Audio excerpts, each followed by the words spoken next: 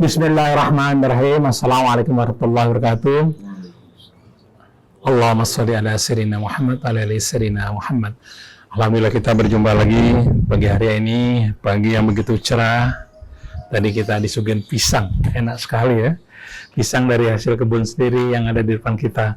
Baik, di sini juga ada Kang Rizal Haq, ada Ondi Saputra megang kamera, ada Bang Oji dan lain-lain membuat kita tambah semangat. Kita jumpa lagi dalam acara dialog dan tanya jawab bersama Ustaz Husein Alatas dan Ustaz Hamzah atas. Assalamualaikum Ustaz Husein, Ustaz Hamzah. Baik, kita mulai acara ini dengan membaca Al-Fatihah. A'udzu billahi minasy syaithanir rajim. Bismillahirrahmanirrahim. Alhamdulillahi rabbil alamin. Ar-Rahmanir Rahim. Maliki yaumiddin. Iyyaka na'budu wa iyyaka nasta'in. Ihdinas siratal mustaqim. Siratal ladzina an'amta 'alaihim ghairil maghdubi 'alaihim waladdallin. Amin. Alhamdulillah kita sudah baca Al-Fatihah. Mudah-mudahan Allah mudahkan kita dalam menangkap apa-apa yang disampaikan oleh Ustaz Husein dan Ustaz Hamzah. Dan acara ini juga disiarkan ke Radio Latansa Sukabumi, Radio Sela FM di Batam, Radio Habibullah di Banyuwangi, Radio Madinah di Pontianak, Radio Rasa di Palembang, kemudian juga Radio Komunitas di Bondowoso, Radio Rasil Mercy di Yogyakarta, kemudian Radio Almas di Magelang, dan lain-lain. Baik, kita mulai saja acara dialog dan tanya jawab. Pertanyaan pertama datang dari Ibu Lita di Citayam. Assalamualaikum Ustaz Husein dan Ustaz Hamzah. Ustaz, apa perbedaan fai dan ghanimah seperti ada di surat Al-Hasr ayat 6? A'udzu billahi minasy syaithanir rajim. Bismillahirrahmanirrahim. Alhamdulillahi rabbil alamin. Hamdan katsiran tayyiban mubarakan fih kama yuhibbu rabbuna wa yarda. Allahumma salli wa sallim wa barik ala abdika wa rasulika sayyidina wa nabiyyina Muhammadin wa alihi wa sahbihi wa sallim.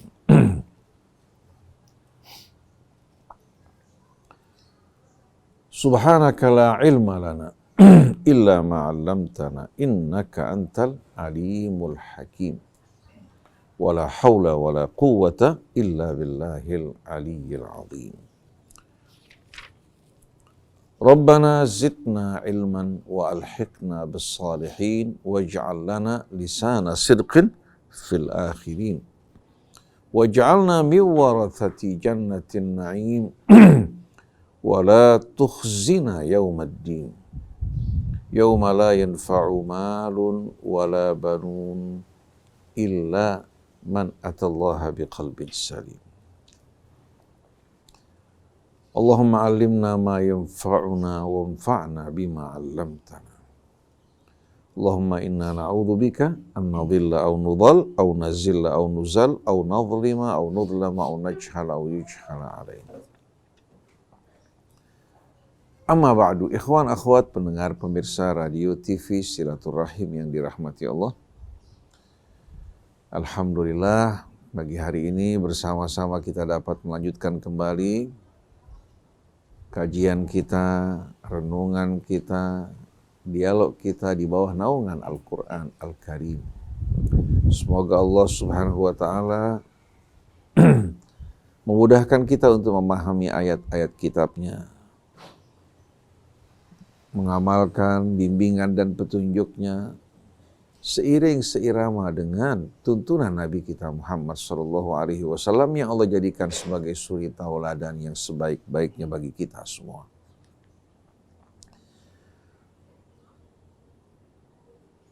Ustadz Hamzah yang menemani kita pagi hari ini, begitu pula Ustadz Muhammad Krisna, Ondi, Rizal, dan semua kru Rasil yang menemani kita. Begitu pula yang sedang sakit, saudara kita, Acid, Didin, Yusuf, semoga Allah Subhanahu wa Ta'ala sembuhkan penyakit mereka. Kepada seluruh pendengar pemirsa, kaum muslimin dan muslimat, salamullahi alaikum jami'an wa rahmatullahi wa barakatuh. Pertanyaan tadi yang kita dengar sebagai pertanyaan pertama, apa perbedaan di antara al-fai dan ghanimah? Allah Subhanahu wa Ta'ala sebutkan kata al-fai di dalam surah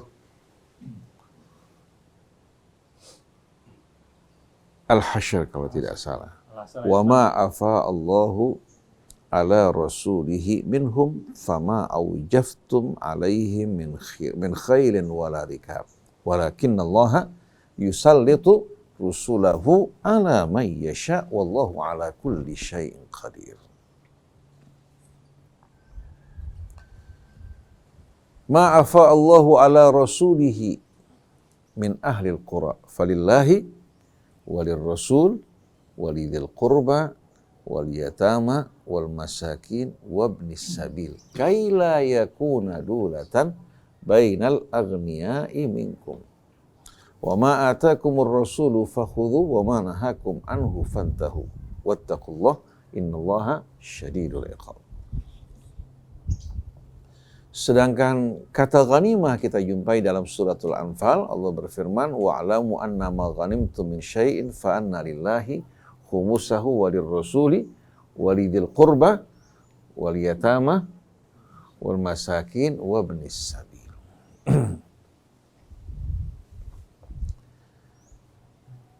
Kalau kita perhatikan keterangan Allah Subhanahu wa Ta'ala dalam Al-Quran berkaitan dengan al-fai, adalah apa-apa yang diambil, dirampas, ya. Dari apa? Dari mereka yang menyerah, dari musuh-musuh Islam. Setelah pengepungan, mereka menyerah, ya. Tapi tanpa apa? Tanpa mengobarkan peperangan. Peperangan. Di mana para pejuang kaum muslimin tidak terlibat dalam peperangan, pertempuran, ya, di mana musuh setelah pengepungan mereka menyerah, ya. Dan musuh di sini bukan musuh dalam arti orang-orang yang berbeda agama dengan kita, tapi mereka yang terlibat dalam apa? Dalam perbuatan-perbuatan yang merongrong kaum muslimin, bekerja sama dengan musuh-musuh Islam, menghasut, ya. Atau ya, mereka merencanakan rencana-rencana yang buruk terhadap kaum muslimin. Jadi bukan apa? Bukan yang dimaksudkan pada ayat ini bahwa Islam membolehkan kaum muslimin untuk melakukan invasi kepada mereka yang tidak melakukan niat-niat buruk terhadap kaum muslimin. Adapun orang-orang di luar Islam yang hidup damai bersama kaum muslimin, yang tidak mengganggu, ya, yang tidak bekerja sama dengan musuh Islam, yang tidak memata-matai kaum muslimin, ya, untuk kepentingan orang-orang yang memusuhi Islam, maka kita wajib untuk bersikap baik terhadap mereka, sebagaimana juga mereka bersikap baik dan adil terhadap kita, sebagaimana firman Allah, la yanhakumullah 'anil ladzina lam yuqatilukum fid din wa lam yukhrijukum min diyarikum antabarruhum wa tuqsitu ilaihim innallaha yuhibbul muqsitin. Allah tidak melarang kalian dari orang-orang yang tidak memerangi kalian dalam agama, tidak mengusir kalian dari rumah-rumah kalian, untuk bersikap baik, menolong mereka, membantu mereka, dan berlaku adil terhadap mereka. Sungguh Allah mencintai orang-orang yang berbuat keadilan. Innama yanhakumullah 'anil ladzina qataluukum fid dini wa akhrajukum min diyarikum wa dhaharu 'ala ikhrajikum an tawallawhum wa may yatawallahum fa ulaika humudz zalimun. Tapi yang dilarang oleh Allah untuk kita berhubungan dan kerjasama dengan mereka, berbuat baik terhadap mereka, itu orang-orang yang memerangi kalian dalam agama kalian, mengusir kalian dari rumah-rumah kalian, bekerja sama dengan orang-orang yang memusuhi dan mengusir kalian. Allah larang kalian untuk menjadikan mereka sebagai wali-wali kalian. Siapa yang menjadikan mereka sebagai wali-walinya, maka mereka adalah orang-orang yang zalim. Jadi mereka-mereka yang memerangi kaum muslimin, mengusir kaum muslimin, bekerja sama dengan musuh-musuh Islam, ya, kita mempunyai hak ya, untuk memerangi mereka. Nah, orang yang dikepung, kemudian mereka menyerah tanpa terlibat dalam peperangan, ya, maka harta-harta yang diambil dari mereka masuk dalam kategori fight, bukan ghanimah. Di mana para pejuang ya, dalam ghanimah pada rampasan perang yang didapatkan oleh kaum muslimin ya, yang melibatkan peperangan, yang melibatkan pertumpahan darah seperti peperangan katakan Badar, Uhud ya, dan lain-lainnya, mereka mendapatkan hak untuk mendapatkan bahagian. Setelah dipotong 1/5 dari rampasan, yang 4/5 dibagi di antara para muqatilin, orang-orang yang berjuang. Dibagi antara para muqatilin. Tanpa membedakan mereka yang berhadapan dengan musuh langsung atau yang berjaga-jaga menjaga bahagian belakang kaum muslimin. Jadi bukan hanya yang membunuh musuh ya, yang mempunyai hak untuk merampas harta ya, dari orang yang dibunuh, tapi semua mendapatkan hak yang sama. Karena mereka semua terlibat dalam perjuangan dan peperangan. Jadi setelah dipotong 1/5, yang 4/5-nya dibagikan di antara para muqatilin. Tapi pembahagian fai' beda. Pembahagian fai' beda. Pembahagian fai' tidak dibagi-bagikan di antara mereka para pengepung, tapi diserahkan kepada Rasul. Rasul nanti ya menggunakan dana ini untuk apa? Untuk memberikan bantuan kepada apa? Kepada ya fuqara wal masakin, di antaranya Ibnu Sabil, untuk juga memberikan apa? Memberikan bekal bagi mereka-mereka yang mau berjuang di jalan Allah Subhanahu wa taala. Termasuk di antaranya kerabat Rasul juga, keluarga Rasul ya, diberikan makan dari fai', termasuk juga ghanimah, karena mereka tidak menerima bahagian dari zakat maupun sedekah. Untuk kas negara juga? Ya dengan sendirinya, kan pemimpin yang memegang dana tersebut ya. Ini dana taktis ini penting sekali. Kalau pemimpin nggak punya dana, ya, nggak punya anggaran, bagaimana dia melakukan kebijakan-kebijakannya? Mengambil hati orang-orang ya, yang didekatkan ke dalam Islam, membantu juga apa? Mereka-mereka yang perlu mendapatkan bantuan. Karena tidak semua orang miskin terlibat dalam perjuangan peperangan. Ada orang-orang yang tidak mampu perang. Betul enggak?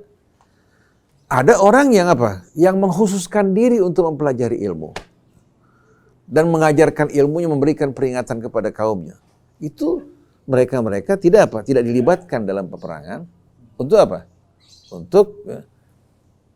Untuk mempersiapkan mereka menjadi dai di tengah kaumnya. Seperti firman Allah dalam surah Taubah, "Falaula nafara min kulli firqatin minhum ta'ifatun liyatafaqahu fid din wa liyunziru qaumahum idza raja'u ilaihim."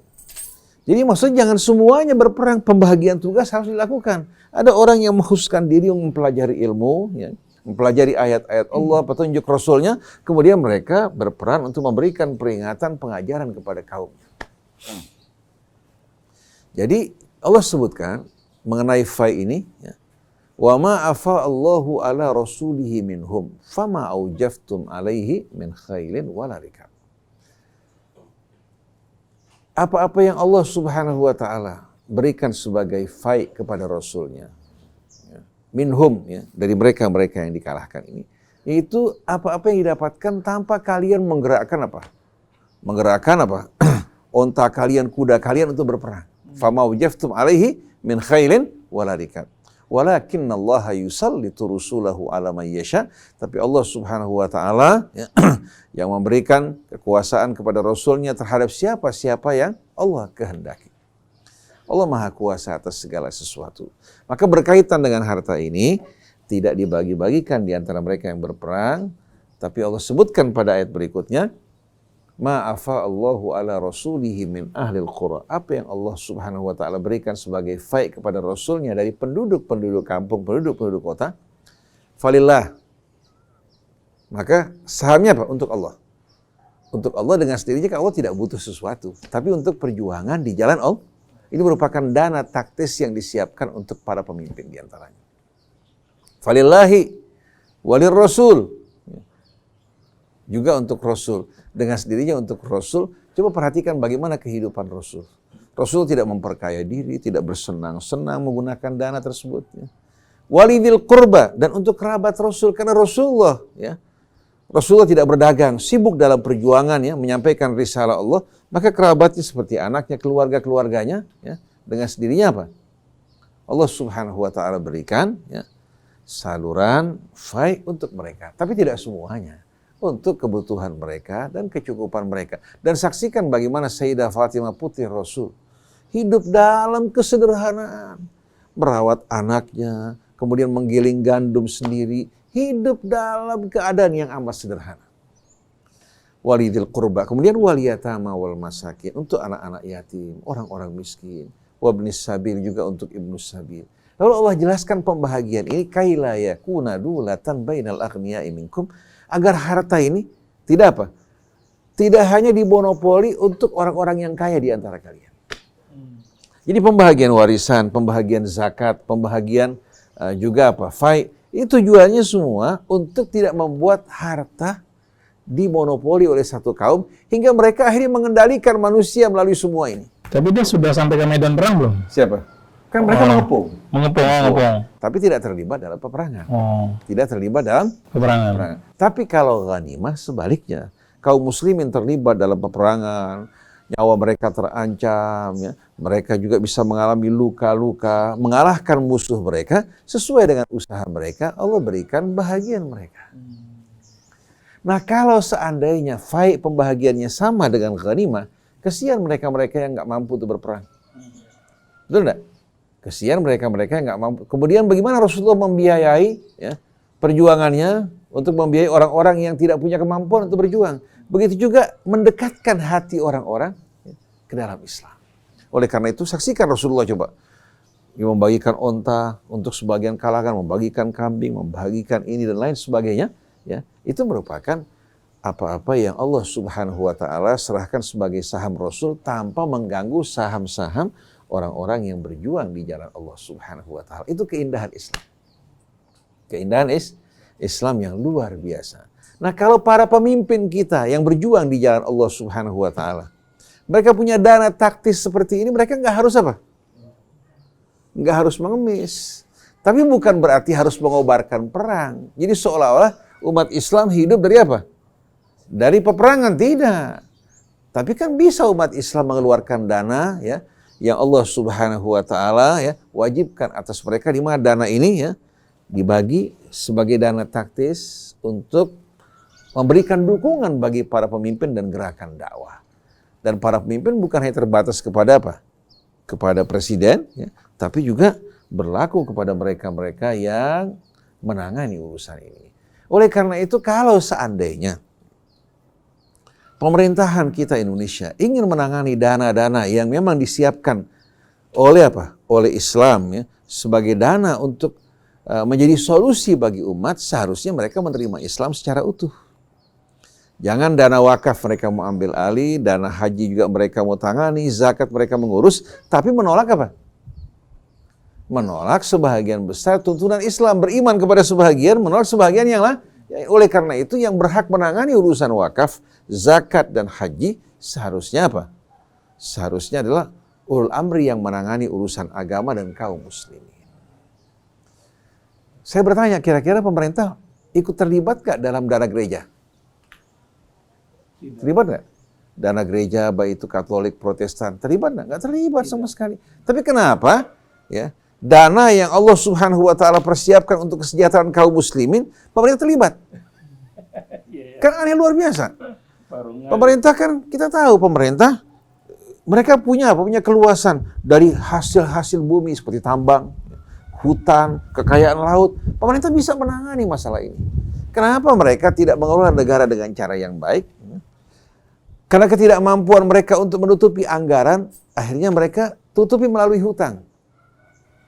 Akhirnya melahirkan apa? Melahirkan waliyadzubillah defisit primer. Tahun yang akan datang untuk menutupi anggaran pinjam uang lagi, kemudian ditambah lagi dengan apa? Dengan menutupi bunga. Akhirnya dari tahun ke tahun hutang kita semakin besar. Begitu kita mengalami jalan buntu, nggak ada yang memberikan pinjaman, mulai melirik dari umat Islam, apa yang bisa diambil? Akhirnya bukan hanya pajak sana sini yang dipungut dari rakyat, dalam kondisi yang sulit seperti saat ini, ya, sampai dari token listrik mereka juga ambil pajak. Padahal harga listrik sudah cukup tinggi kan? Kemudian dari apa? Dari pulsa juga ambil pajak.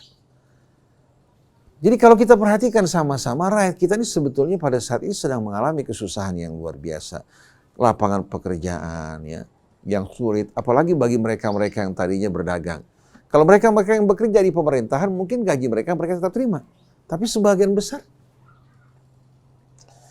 Jadi kalau kita perhatikan sama-sama, Allah Subhanahu wa Ta'ala ketika memerintahkan kita berjuang, memerintahkan kita menerapkan syariatnya, Allah berikan dukungan dana. Melalui zakat, melalui sedekah, melalui infak, melalui wakaf kan? Kemudian juga melalui juga faid kalau kita berhadapan dengan musuh. Allah sediakan semua ini, tapi umat Islam ternyata tidak pandai mengelolanya. Bahkan hilang keyakinan mereka terhadap tuntunan agamanya. Akhirnya dimanfaatkan oleh orang-orang di luar Islam. Yang saya khawatir dana wakaf ini pada akhirnya, ya, kemana perginya? Saya takut juga dana haji juga dulu ya dimanfaatkan juga oleh orang-orang ya, yang sama sekali tidak memiliki hubungan dan loyalitas dengan Islam.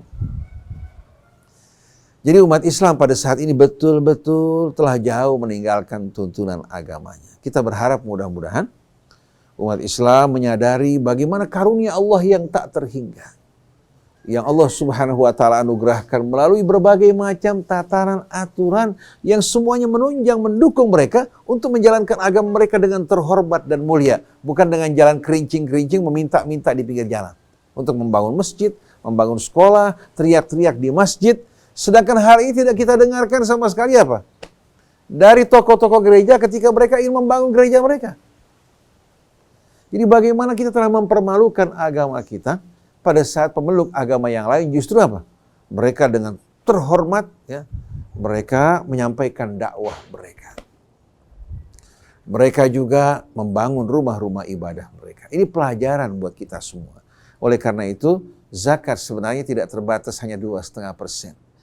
Zakat 2,5% ya, yang dikeluarkan tanpa mau lebih dari ini sebetulnya zakat yang dikeluarkan oleh orang-orang yang kikir, yang jauh dari tuntunan Al-Quran Al-Karim.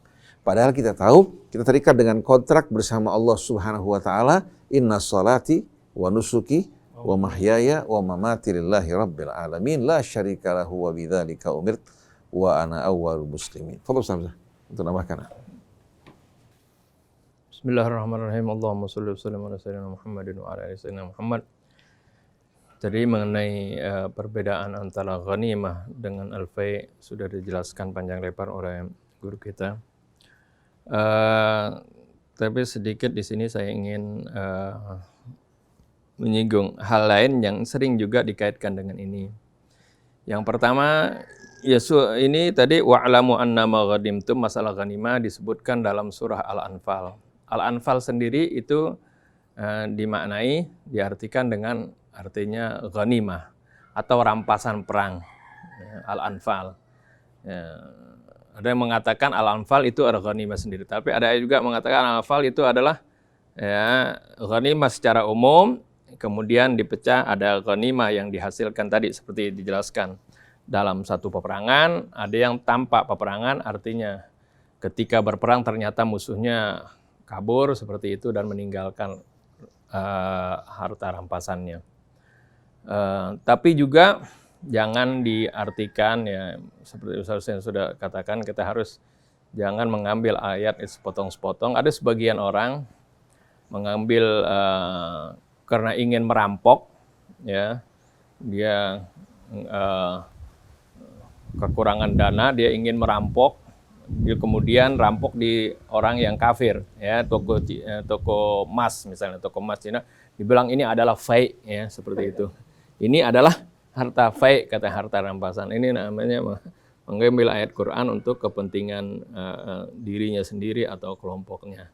Itu tidak benar, ya. Al-fake waktu itu, ya, dalam surah Al-Hasyr sendiri dijelaskan bagaimana Rasulullah SAW artinya ketika mau berperang ternyata musuh itu menyerah dan musuh itu kabur, tidak terjadi perang tanding istilahnya, tidak terjadi pertempuran sebenarnya. Yang kedua saya ingin menyinggung juga kalimatnya di dalam ayat 41 dari surah Al-Anfal itu, wa'lamu annama ghanimtum min syai'in fa anna lillahi khumusahu wa lirrasuli wa lidhil qurba wal yatama wal masakin wa ibnis sabil in kuntum amantum billah wa ma anzala ala abdina yaumal furqan yaumal taqal jam'an wallahu ala kulli syai'in qadir. Ayat ini secara khusus, ya, ini ada makna khusus, yaitu makna seperti tadi dijelaskan makna ghanimah. Tapi ini ada juga makna yang umum. Ya, makna umum artinya, arti ghanimah itu al-ghunmu, arti sesuatu yang kita peroleh, ya, dengan tanpa sesuatu yang tanpa diduga-duga, sesuatu yang di sana ada resiko memang. Tapi di sini secara umum ghanimah ini bisa diartikan apa saja yang kita peroleh, ya, yang dengan kita tidak prediksi berapa besarnya, sebenarnya ternyata dapat besar sekali. Nah ini juga sehingga para fuqaha mengambil dari ayat ini bagaimana, ya, dan juga maksudnya dalam hadis pun menerangkan bagaimana misalnya seorang mendapatkan harta di dalam tanah, rikaz seperti itu. Maka rikaz di sini, ya, harus dikeluarkan itu zakatnya itu 20% itu, ya. Sebenarnya ini juga, ya, bisa bukan hanya rikaz dalam arti harta yang kita peroleh yang tanpa kita prediksi sebelumnya, ya, tentang hasilnya atau berapa itu, ya, secara sekonyong-konyong atau bisa juga dibilang rezeki nomplok seperti itu, atau misalnya eksplorasi, ya, menghasilkan uang, itu juga masuk di dalam ghanimah, ya. Sehingga hasil tambang, hasil emas, hasil minyak itu juga masuk di dalam kategori wa'lamu annama ghanimtum ini, ya. Nah ini artinya makna umumnya sama seperti ada juga kita baca ayat Quran seperti dalam ayat wa idza huyyitum bi tahiyatin fahayyu bi ahsana minha aw rudduha. Itu kan sering dimakna khususnya diberi kalau ada orang beri salam, jawab salam yang lebih baik, ya. Orang bilang assalamualaikum, kita jawab waalaikumsalam warahmatullah. Ada orang bilang assalamualaikum warahmatullah, kita jawab waalaikumsalam warahmatullahi wabarakatuh. Aurudduha atau yang setara. Ini makna khususnya salam seperti itu. Tapi makna umumnya kalau kita diberikan suatu penghormatan, kalau diberikan kita sesuatu kebaikan, kita balas orang itu dengan yang lebih baik, gitu. Dengan yang lebih baik. Sayyidina Ali Zainal Abidin kalau nggak salah, ya, pernah dia dihadiahkan oleh seorang amah, artinya budak itu budaknya, ya, seikat bunga gitu, ya. Seikat bunga atau Sayyidina Hasan kalau nggak salah. Lalu setelah itu, ya, diterima bunga ini dan kemudian hamba saya itu dimerdekakan. Kemudian orang bertanya, kok dia ngasih bunga kepada kamu, kok kamu balasnya dengan kamu merdekakan dia dari perbudakannya. Ya, dibacakan oleh Imam Hasan itu, Sayyidina Hasan bilang, wa idza huyyitum bi tahiyyatin fahayyu bi ahsana minha. Ini makna tadi dari makna khusus dan makna umum ya. Ghanimah juga seperti itu. Wallahu a'lam. Tambahkan lagi sedikit. Mengingat karena masalah ini amat penting ya, berhubungan dengan penunjang dari dakwah Islam, demikian pula perjuangannya. Ustaz Hamzah telah menyinggung hal yang penting sekali tadi. Ketika kita berbicara mengenai ghanimah, itu rampasan perang yang didapatkan dari perjuangan. Dari perjuangan berhadap-hadapan dan bertempur bersama musuh-musuh Islam. Allah Subhanahu wa ta'ala hanya mengambil seperlimanya, ya, seperlima untuk Allah, Rasulnya, ya, dan kerabat Rasulnya, begitu pula al-yatama wal masakin dan ibnu sabil. Sedangkan 4/5-nya diberikan untuk para pejuang. Kalau fai, keseluruhannya diserahkan kepada kebijaksanaan Rasul. Menjadi dana taktis untuk perjuangan dan membantu mereka-mereka yang membutuhkan. Begitu pula untuk membiayai keluarga dan kerabat Nabi kita Muhammad SAW. Jadi ghanimah didapatkan melalui perjuangan dan resiko yang amat tinggi. Lalu saya bertanya, bagaimana kira-kira pandangan kita terhadap mereka-mereka ya, yang berusaha untuk menghasilkan sarang burung walet? Sarang burung Walet. Mahal itu. di mana mereka dalam menghasilkan sarang burung walet itu tidak mengeluarkan usaha yang besar. Biasanya mereka menyediakan rumah-rumah ya. Setelah sebelumnya mereka menetaskan telur apa? Menetaskan melalui apa? Mereka pertama kali menetaskan telur seriti. Setelah burung seritinya berkembang ya, kemudian diganti telurnya dengan telur walet. Lama kelamaan burung walet menggantikan koloni ya yang tadi didiami oleh seriti.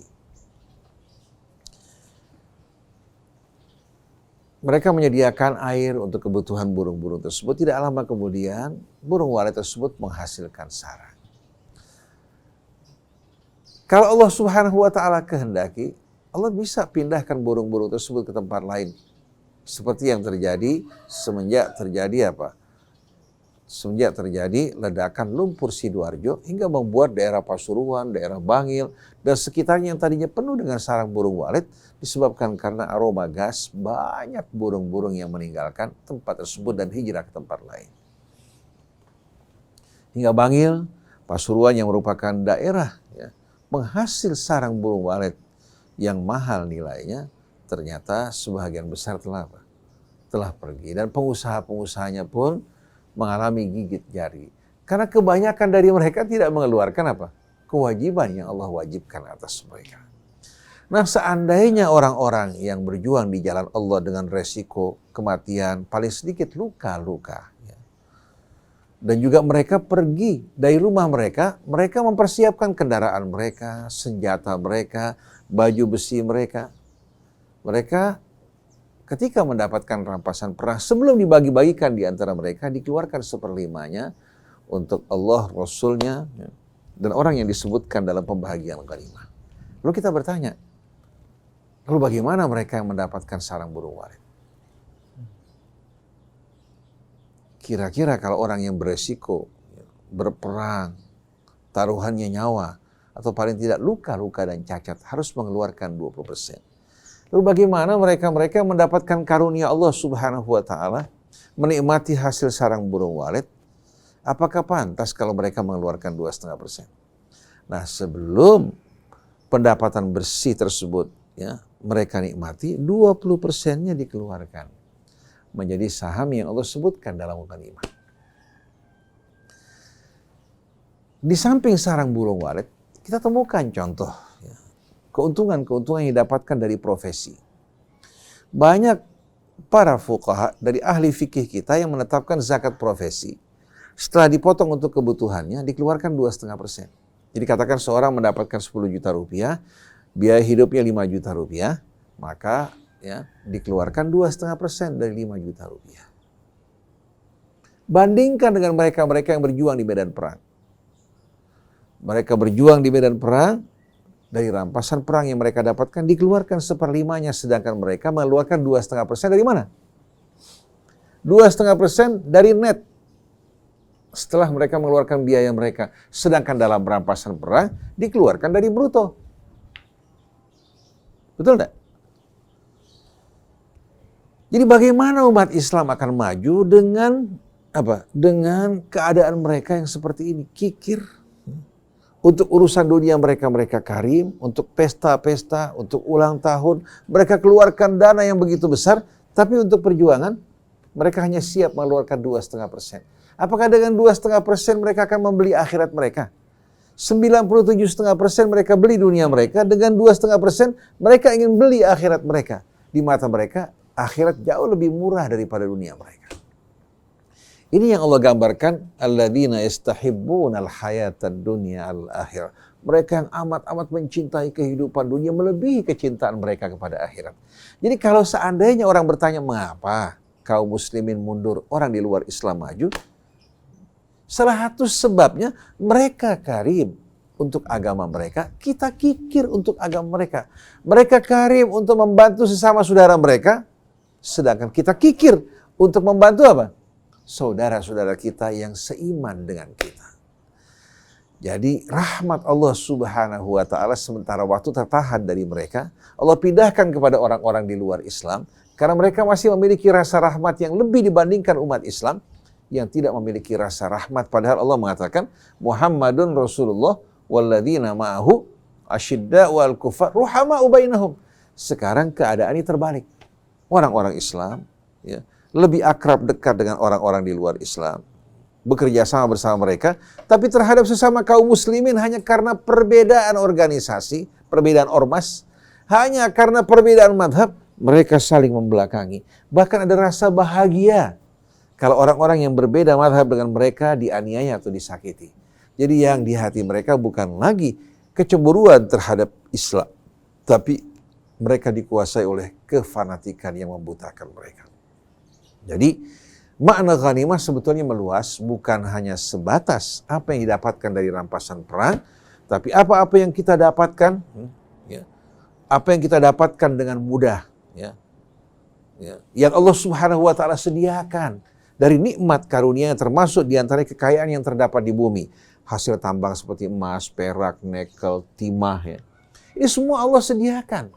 Ini masuk dalam kategori rikas. Oleh karena itu pemerintah kita, kalau seandainya mereka serius untuk apa? Menjalankan aturan Islam, punya kepedulian, sebagaimana mereka peduli terhadap zakat untuk mengaturnya, begitu pula wakaf, begitu juga berkaitan dengan dana haji, seharusnya dari hasil tambang, setelah dikeluarkan biaya eksplorasi, 20% dikeluarkan dulu untuk Allah Subhanahu wa ta'ala, untuk Rasulnya. Sebagai dana apa? Dana perjuangan bagi umat. Yang 80% dikelola oleh negara. Tapi yang 20% itu menjadi milik Allah, karena Allah yang menyediakan semua ini. Kenapa Allah nggak menerima bagian? Jadi kalau seandainya pertambangan kita, hasil minyak, kita tidak mengalami kemajuan dan keberkahan, karena kita tidak keluarkan hak Allah yang telah menyediakan bagi kita semua ini. Dan yang menyedihkan, ulama-ulama kita di luar negeri, negara Arab, mengeluarkan fatwa bahwa negara tidak wajib untuk mengeluarkan 1/5 atau 20% dari hasil-hasil tambang, karena negara juga menggunakan untuk apa? Untuk kepentingan rakyatnya. Itu bohong besar. Raja-raja minyak di Emirat Arab maupun di Saudi Arabia, mereka menggunakan hasil minyak untuk hidup berfoya-foya, beriforia. Sedangkan untuk rakyatnya mereka hanya keluarkan sedikit. Mereka habiskan di meja judi, di tempat-tempat kemaksiatan. Lalu mereka membagi-bagikan untuk perjuangan Islam, cetak Al-Quran, mereka bagi-bagikan pada saat musim haji. Atau mereka bagikan sebagai sumbangan-sumbangan untuk pembangunan masjid.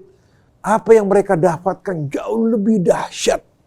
Oleh karena itu, tetap saham 20% yang menjadi milik Allah, tidak ada hak bagi negara untuk mengambilnya. Nah, selama ini kita umat Islam di Indonesia, yang mengklaim sebagai ahlus sunnah, yang mengamalkan sunnah Rasul, tidak menjalankan perintah Allah.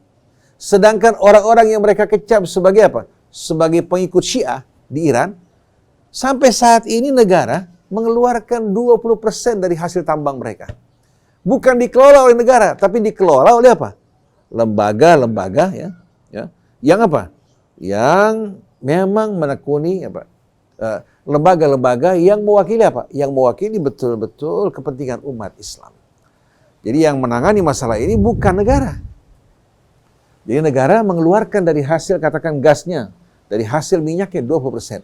Kalau seandainya 20% dari hasil minyak di negara Arab, di negara-negara yang mayoritas beragama Islam, lalu digunakan untuk membayar, untuk memberikan modal bagi umat Islam, untuk pembangunan pendidikannya, sekolahnya, rumah sakitnya, saya kira dalam waktu singkat umat Islam akan mengalami kesejahteraan.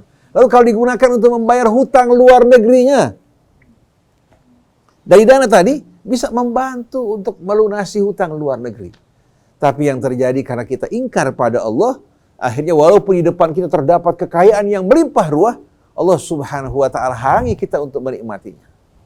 Oleh karena itu mari bersama-sama kita fahami Al-Quran, fahami hukum Allah Subhanahu wa ta'ala, bimaqasidiha, sesuai dengan maksudnya. Setiap fikih, setiap hukum Allah pasti ada maqasidnya. Oleh karena itu mempelajari maqasid asy-syariatul islamiyah, tujuan dan target dari syariat Islam penting. Jangan memahami fikih hanya secara apa? Secara membeo, secara bertaklid buta, tapi yang penting kita memahami maqasid asy-syariah al-islamiyah, tujuan-tujuan sasaran dari apa? Dari syariat Islam. Ini amat penting untuk kita fahami. Jadi jelas bahwasannya al-fai itu yang didapatkan kaum muslimin tanpa peperangan, sedangkan ghanimah yang didapatkan kaum muslimin ya, dengan perjuangan, dengan pertumpahan darah. Lalu kita bertanya bagaimana yang mereka dapatkan tanpa perjuangan dan pertumpahan darah dengan resiko yang ringan, mendapatkan keuntungan yang besar seperti hasil tambang, burung walet, wajibkah mereka mengeluarkan 20%? Seharusnya lebih dari 20%. Seandainya Allah perintahkan burung-burung, tinggalkan mereka-mereka yang tidak mau mengeluarkan katakan 20%. Niscaya mereka akan mengatakan, ya Allah, 50% ambil, tapi jangan biarkan burung-burungnya pergi. Tapi sewaktu nikmat ada mereka lupa, begitu nikmat pergi baru mereka menyesal. Wallahu a'lam. Baik, selanjutnya pertanyaan dari Bapak Ridho di Sukabumi. Assalamualaikum warahmatullahi wabarakatuh.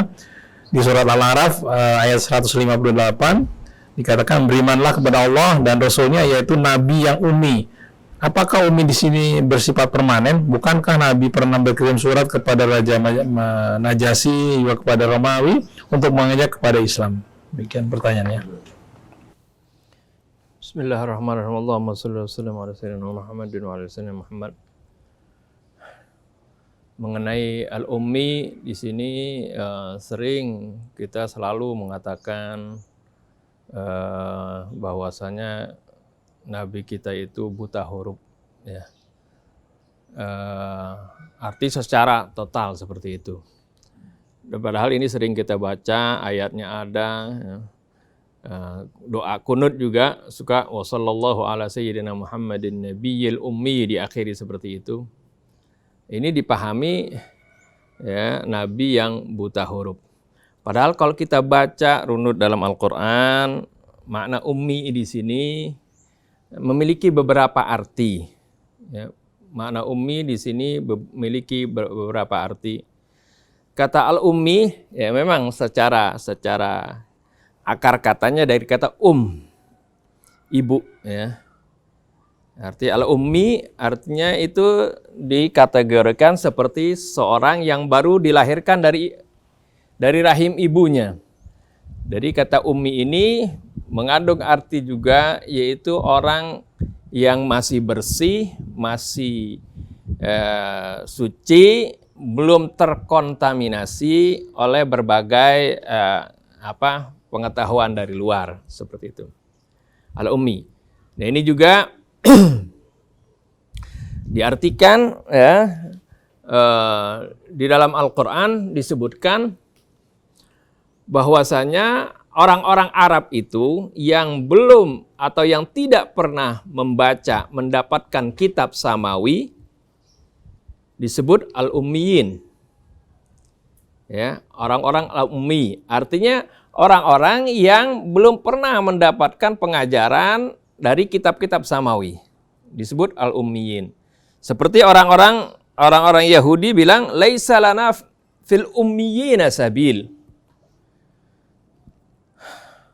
Kita sih nggak dosa tuh kalau kita melakukan kecurangan, penipuan terhadap orang-orang ummiyin. Nah, ummiyin di sini kata orang-orang ahli kitab maksudnya adalah orang-orang Arab, orang-orang yang belum pernah mendapatkan kitab. Jadi kadang-kadang mana ummiyin juga diartikan sebagai orang-orang Arab. Ya, orang Arab. Kata ummiyin juga bisa berarti artinya yang belum tadi jadi bisa kategorikan al-ummiyin artinya orang-orang Arab, kalau ahlul kitab artinya orang-orang yang mendapatkan kitab, ya. Tapi bisa juga al-ummiyin dari ahlul kitab itu disebutkan juga mereka itu dari ahlul kitab maksudnya orang Yahudi atau Nasrani, mereka itu nggak memahami kitab samawinya. Mereka juga disebut ummiyun. Ya, wa min ahlil kitab wa minhum ummiyuna la ya'lamunal kitaba illa amaniya wa inhum illa yadhunnun. Di antara mereka, di antara ahlul kitab ada juga al-ummiyun, artinya orang yang nggak ngerti kitab mereka, kitab Tauratnya dia nggak ngerti, padahal dia orang Yahudi seperti itu. Nah, ini disebutkan dalam Al-Qur'an. Wa minhum ummiyuna la ya'lamunal kitab, mereka nggak tahu Alkitab illa amaniya, cuman hanya ngikut-ikutan aja gitu. Jadi itu makna arti beragamnya makna ummi. Nah, kita kembali lagi kepada makna ummi ya, yang tadi yang disebutkan dalam ayat-ayat Quran sering, termasuk dalam surah Al-A'raf tadi, an-nabiyil ummi artinya nabi al-ummi di sini. Maksudnya adalah bisa berarti an-nabiyil ummi arti nabi dari al-ummi berarti orang Arab, atau dari kata ummi juga berarti nisbatkan dengan ummul qura, arti nabi dari ummul qura. Maksudnya ummul qura kan disebut itu adalah Makkah, kata Makkah disebut ummul qura.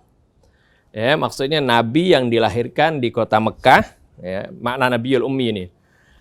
Atau nabi al-ummi juga berarti nabi yang berasal dari bangsa Arab yang asalnya tidak mengenal baca tulis dan tidak mengenal maksudnya belum pernah mendapatkan sebelumnya kitab-kitab samawi sebelumnya. Dan nabi ummi juga berarti al-ummi tadi kalau dikategorikan dengan bahwasanya orang Yahudi sendiri ada orang ummi. Artinya nggak bisa baca kitab, ya. Nah, nabi pun ya bisa dikategorikan dengan makna ini semua. Jadi asalnya nabi itu ya, yang pertama tadi nabi al-ummi berarti nabi adalah seorang nabi yang dilahirkan di kota Mekah. Yang kemudian an-nabiyil ummi berarti juga nabi yang dari bangsa Arab, orang Arab, ya. Nabi itu dari bangsa Arab, Quraisy, ya. Dan Nabil Ummi juga berarti artinya nabi yang asalnya sama sekali belum pernah mendapatkan pengajaran dari kitab-kitab samawi sebelumnya, atau juga bisa dibilang nabi ini asalnya belum bisa membaca dan menulis. Ya. Ini sebelum Nabi kita Muhammad Sallallahu Alaihi Wasallam ya mendapatkan pengajaran langsung dari Allah Subhanahu wa taala. Jadi Rasulullah SAW sebelumnya ya belum bisa memang ya, jangankan artinya baca kitab samawi, memang baca tulis belum bisa seperti itu. Ya, karena maka dikategorikan al-ummi ini seperti orang artinya baru lahir dari rahim ibunya, artinya tidak terkontaminasi oleh ajaran-ajaran samawi sebelumnya dari ahlul kitab misalnya. Nah, nabi ini asalnya pure, masih bersih, ini Allah Subhanahu wa taala kemudianlah yang mengajarkannya. Itu ketika Allah Subhanahu wa taala perintahkan kepada nabi kita dengan diturunkannya surah Al-Alaq, Iqra, bacalah. Iqra bismi rabbikal ladzi khalaq, khalaqal insana min 'alaq. Iqra wa rabbukal akram. Nah, Rasulullah diperintahkan untuk membaca. Padahal Rasulullah SAW tidak pernah membaca, belum pernah menulis. Jadi nggak mengerti baca tulis sebelumnya. Tapi setelah Allah Subhanahu wa taala perintahkan untuk membaca, Rasulullah akhirnya bisa baca. Kan Allah yang perintahkan. Ya, kan Allah idza arada syai'an ayyaqula lahu kun fayakun. Allah bisa saja mengajarkan banyak orang yang tidak belajar, tapi Allah berikan ilmu dia. Sering kita bilang otodidak, ya seperti itu. Apalagi ini Rasulullah yang akan mengemban risalah untuk umat, ya, tidak seperti umat terdahulu, umat yang paham baca tulis, umat yang mana kemajuan mereka itu dari baca dan tulis. Seperti sekarang ini begitu canggihnya, masa ingin membina umat yang canggih, nabinya nggak bisa baca tulis, seperti itu. Jadi Allah Subhanahu Wa Taala yang mengajarkan Nabi, ya. Oleh karena itu di dalam Al-Quran disebutkan di dalam surah Al-Ankabut, wa ma kunta tatlu min qablihi min kitabin wala tahuttuhu biyaminika idzal lartabal mubtilun. Wa ma kunta, ini kata kunta ini artinya sesuatu yang lampau. Dulunya kamu tidak pernah membaca. Wa ma kunta tatlu min kitabin. Kamu dulunya sebelumnya ini, maksudnya sebelum diturunkan ayat Quran ini belum pernah membaca kitab pun, wala tahuttuhu biyaminik, belum pernah bisa menuliskan dengan tangan kanan kamu. Min qablihi, arti min qabli nuzulil wahyu ini, sebelum turunnya wahyu. Idzan lartabal mubtilun, kalau kamu dulunya udah pintar, udah bisa baca tulis, mungkin nanti ada orang-orang yang akan meragukan tentang Al-Quran ini. Jadi oleh karena itu memang ini adalah kehendak Allah. Dulunya sebelumnya itu Nabi kita Muhammad SAW sama sekali tidak mendapatkan pengajaran maupun bisa baca dan tulis. Ya, ada hikmahnya yaitu supaya bagaimana ketika Rasulullah baru bisa baca ketika turun ayat Quran dan Allah langsung yang mengajarkannya, yang memberikan ilmunya, ya, maka Rasulullah jadi bisa baca dan tulis, ya. Menjadi bisa membaca dan menulis. Ini juga diisyaratkan dalam hadis Bukhari Muslim ketika perjanjian Hudaibiyah. Rasulullah SAW perintahkan Sayyidina Ali menulis perjanjian tersebut. Ya, Rasulullah memang kalau tadi katanya dalam pertanyaan kata Rasulullah yang menuliskan surat ke raja-raja. Ya, sebenarnya Rasulullah punya juru tulis, enggak Rasulullah yang tulis, tapi ya Rasulullah yang perintahkan seperti itu. Tapi ya Rasulullah udah paham baca dan tulis, ya, supaya orang jadi tetap tidak meragukan Al-Quran ini datangnya dari Rasulullah, bukan. Jadi ketika perjanjiannya ditulis dalam riwayat hadis itu, Sayyidina Ali suruh tulis. Ya, perjanjiannya dimulai Bismillahirrahmanirrahim. Uktub ya Ali, Bismillahirrahmanirrahim. Terus utusan dari Quraisy bilang, jangan tulis Bismillahirrahmanirrahim. Ya, kami nggak tahu apa itu Ar-Rahman Ar-Rahim. Tulis seperti dulu kita biasa tulis. Yaitu apa? Bismikallahumma. Akhirnya Rasulullah bilang, ya udah. Ya Ali, uktub Bismikallahumma. Tulis Bismikallahumma. Sayyidina Ali nurut. Bismikallahumma tulis. Terus ketika Rasulullah diktakan lagi, hadza ma tawafaqa alaihi Muhammad Rasulullah wa Amir bin Fuhairah. Itu utusan dari Quraisy tadi. Disanggah lagi oleh utusan Quraisy tadi. Lau na'lamu annaka Rasulullah lama harabnak. Kalau kami yakin kamu ini Rasulullah, kami nggak akan perangi kamu. Jangan tulis Muhammad Rasulullah, tulis Muhammad bin Abdullah. Terus Rasulullah suruh Sayyidina Ali, ya Ali amhu, hapus itu tulisan Rasulullah. Sayyidina Ali nggak mau, ya. Sebab kalau Sayyidina Ali ngapus Rasulullah berarti bukan Sayyidina Ali ini nggak patuh perintah Rasul, tapi kalau Sayyidina Ali sendiri yang ngapus Rasulullah, berarti bagaimana kerasulan Rasul ini dihapus oleh Sayyidina Ali gitu. Terus dia nggak mau. Akhirnya Rasul sendiri, Mbak mari, Akhirnya Rasulullah sendiri yang ngapus tulisan Rasulullah sendiri yang tulis Muhammad Rasulullah. Rasulullah bisa nulis, cuman semuanya penulisan itu termasuk penulisan ayat-ayat Quran diserahkan kepada para sahabatnya atas bimbingan Rasulullah. Kalau Rasulullah nggak bisa baca tulis, bagaimana mengoreksi tulisan yang ditulis oleh para sahabatnya? Jadi begitu pengertian kira-kira pengertian an-nabiyil ummi, supaya jangan kita bilang nabi yang buta huruf. Itu kayaknya ngenyek sama nabi kita ini. Nabi kan kita tahu, nabi itu artinya nabi kita sering dari kecil kita yakini nabi itu memiliki sifat fatonah, sifat cerdas. Kalau orang dibilang buta huruf itu kan kesannya bodoh nabi kita itu, ya. Tapi harusnya dipahami makna tadi, makna secara keseluruhan dari an-nabiyil ummi. Wallahu a'lam. Bismillahirrahmanirrahim. Alhamdulillahirabbil alamin. Allahumma shalli ala Muhammadin wa ali Muhammad. Rabbana zidna ilman wa alhiqna bis shalihin. Telah jelas yang dipaparkan, disampaikan Ustaz Hamzah berkaitan dengan gelar beliau yang Allah berikan, yaitu An-Nabi Al-Ummi. Gelar ini sebetulnya merupakan keterangan yang amat jelas mengenai apa? Mengenai pendidikan Allah Subhanahu wa taala yang apa? Yang disampaikan kepada Rasulnya Shallallahu alaihi wasallam dalam keadaan murni. Dalam keadaan murni.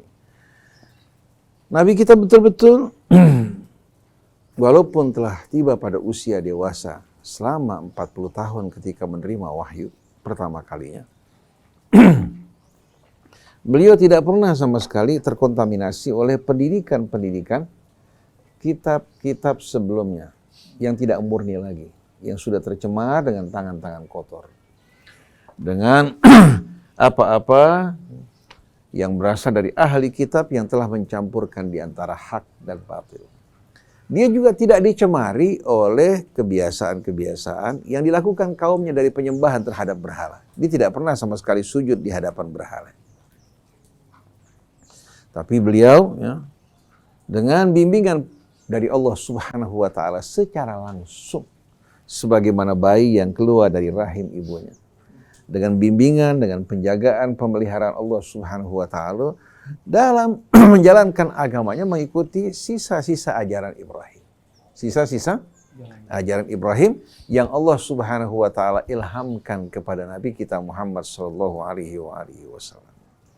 Sebagaimana kita tahu, anak dari mulai dalam kandungan ketika lahir ke dunia, dia belum mendapatkan pendidikan dari orang tuanya. Tapi semua dilakukan secara ilhami, ya.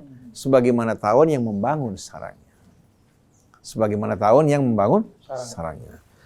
Dan Allah Subhanahu wa taala membiarkan Nabi kita tumbuh dalam kesucian, kebersihan, ya. Sampai pada masa kanak-kanaknya pun dibesarkan di daerah apa? Badiah, bukan di tengah kota, agar tidak tercemar oleh kebiasaan-kebiasaan ya, yang berlangsung di kota, di mana banyak orang lalu lalang dengan berbagai macam budaya yang tidak sehat. Kehidupan beliau betul-betul terjaga, terpelihara hingga beliau sampai usia 40 tahun. Sampai pada saat itu betul-betul bagikan bayi ya, yang apa? Yang keluar dari ibunya. Baik jiwanya, pandangannya, pemikirannya betul-betul dijaga, dipelihara, dan diawasi oleh Allah. Kalau seseorang tidak mengenal baca tulis sampai usia tersebut merupakan hal yang kurang. Tapi justru keadaan Nabi ya, sampai usia tersebut tidak mengenal baca tulis memang dipersiapkan Allah Subhanahu wa taala. Mengapa? Bukan saya mengada-ada, tapi Allah sendiri yang menerangkan. Dalam suratul Ankabut tadi ayat 48, wa ma kunta tatlu min qablihi min kitab wa la takhutuhu bi yaminik. Sebelum kamu menerima wahyu wahai Rasulullah, kamu tidak pernah sama sekali membaca Alkitab. Tidak pernah juga menulis dengan tangan kamu.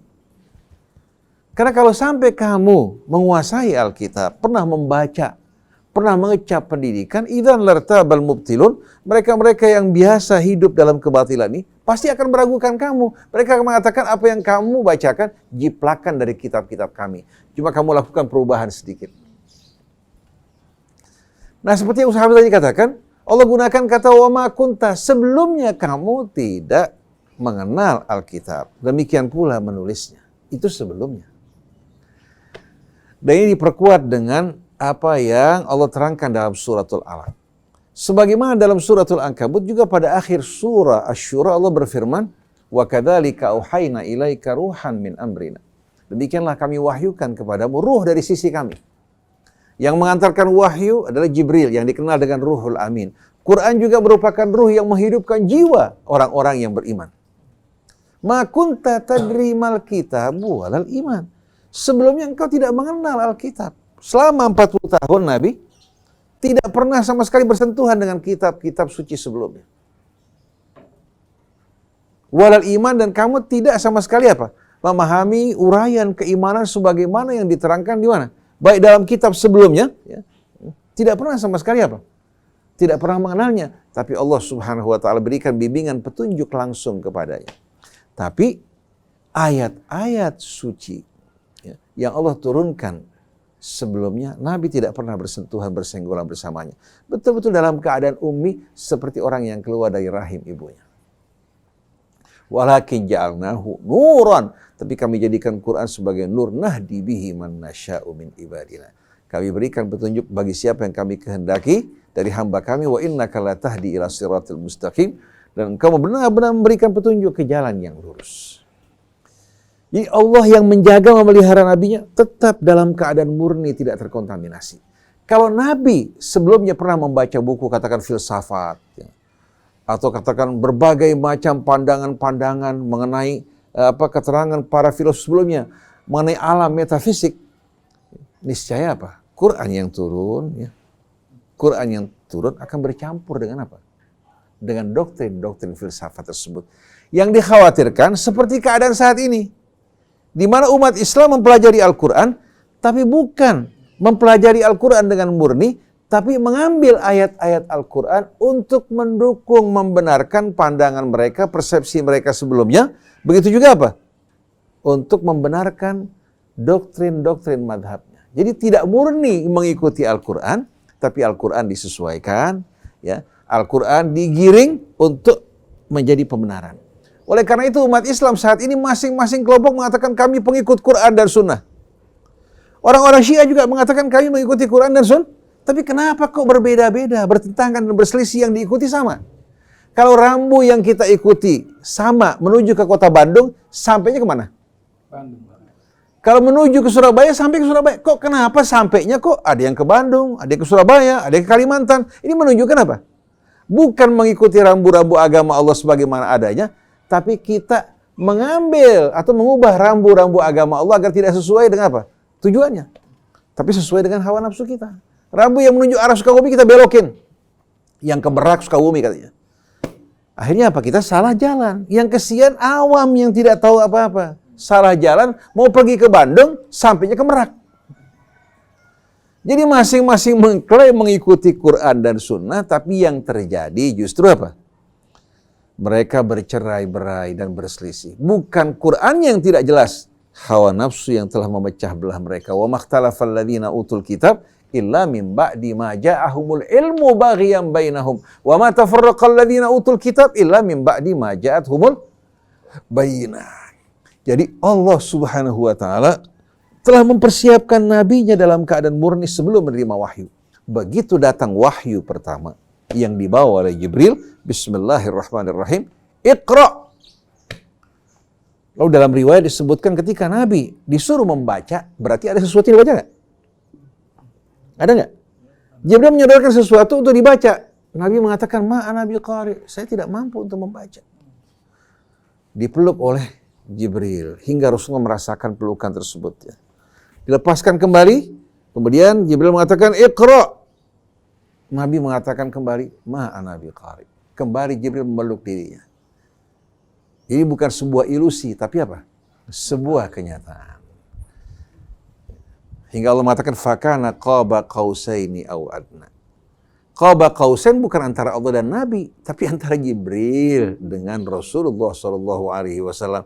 Karena Allah merupakan zat yang maha suci, yang tidak naik turun. Seperti apa? Seperti keadaan makhluk. Tsumma dana fatadallah. yang mendekat dan turun pada saat pertama kali Rasulullah menerima wahyu, Jibril. Fakana qaba qausaini aw adna, seperti pertemuan dua busur. Artinya Jibril memeluk Nabi kita Muhammad sallallahu alaihi wasallam. Yang ketiga, Jibril mengatakan Iqra bismi rabbikal ladzi khalaq. Bacalah dengan nama Tuhanmu yang mencipta. Sebagaimana Allah yang menciptakan makhluknya tanpa pilihan dari makhluknya, Allah juga yang membuat kamu membaca dengan namanya. Begitu yang ketiga, Iqra bismi rabbikal ladzi khalaq, langsung Rasulullah membaca apa yang disodorkan oleh Jibril. Dia membaca bukan dengan belajar, tapi dengan nama Allah. Mulai saat itu, yang sebelumnya tidak mengenal baca tulis, Nabi mengenal baca tulis. Jadi melengkapi apa? Misi beliau sebagai Rasul. Adapun sebelumnya Nabi tidak membaca dan menulis, wa ma kunta tatlu min qablihi min kitab wala takhuttuhu biyaminik idzan lartabal mubtilun, untuk menjaga kemurnian beliau dan menghapuskan keraguan-raguan dari mereka-mereka yang bisa saja menuduh Rasul. Semua yang kamu sampaikan adalah jiplakan dari kitab-kitab sebelumnya. Jadi jelas sekali sebetulnya makna Nabi Al-Ummi bukan melecehkan, merendahkan beliau, tapi justru apa?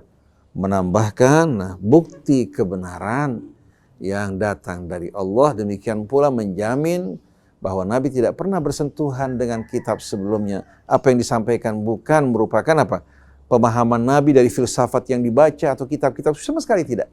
Oleh karena itu Nabi dengan tegas mengatakan, Adabani Rabbi fa ahsana ta'dibi. Allah langsung mendidik aku dengan sebaik-baiknya adab. Bukan hanya pengetahuan, tapi dengan adab. Kita dapat ilmu, tapi nggak dapat adab. Kalau Nabi mendapatkan pendidikan lahir batin, ya, langsung dari Allah Subhanahu wa Ta'ala. Oleh karena itu orang yang belajar Quran, belajar dari siapa? Dari Allah. Tapi orang sekarang menyombongkan diri, bahkan menghalang-halangi orang untuk mempelajari kitab Allah. Bahkan menuduh orang yang mempelajari kitab Allah sebagai golongan sesat. Mereka lebih suka memuliakan pendapat manusia daripada kitab Allah. Kita katakan qala Allah Ta'ala, mereka mengatakan qala al-alimul fulani. Bayangkan. Pada seseorang kalau mengatakan qala Allah Ta'ala, lalu dia mengatakan qala Rasulullah, berarti sama aja membenturkan Rasul dengan Allah. Kalau membacakan ucapan Rasul yang sejalan, itu namanya apa?